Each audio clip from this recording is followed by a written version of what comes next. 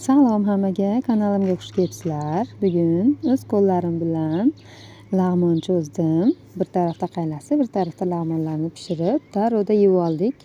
Ko'p videoga ola olmadim.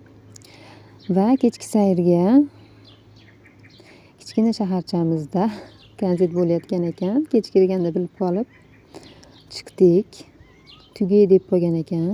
Ota-bola chiqib aylanib kelishib, keyin meni olib chiqishgan edi. O'sha oxiriga ulgib qolibmiz. Chiqishimizga tugab qoldi.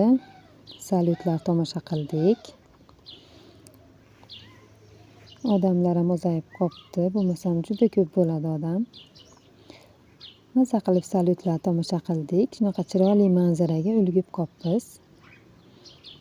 Kichkintoyim maza qiladi. Assalim meni.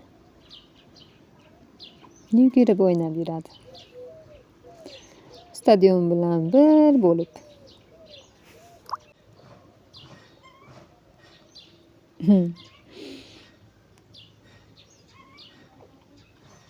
Bitta joyda tega o'tira olmaydi, bitta joyda tura olmaydi. Judayam g'ayrati ko'p.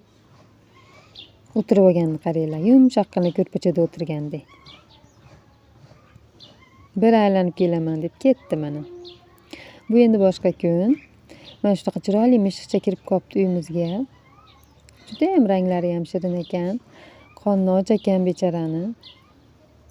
Bu yerlarimizga e'tibor bermaysizlar. Hamma yoq to'zigan, remont bo'layotgan.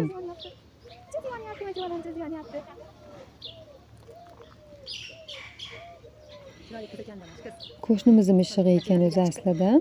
Qaydan kelib qoldikin deb bo'pti deb boqib qo'yayotgan edik. Qo'shnimiz mishig'i ekan, bolajonlari qiynab yuborgan shekilli biznikiga chiqib olyapti. Aylanib chiqadi. Egasi olib chiqib ketsa chiqib olyapti. O'zicha chiqish niyati yo'q biznikidan. Shunaqa qilib kachellalarda yotibdi.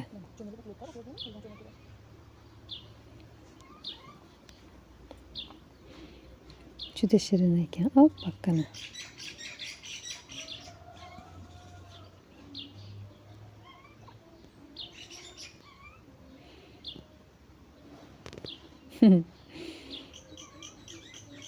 Bolalar xonasiga ham kirib oladi, bizni xonamizga ham kirib oladi aylanib. Tashqariga chiqarib yuboryapmiz.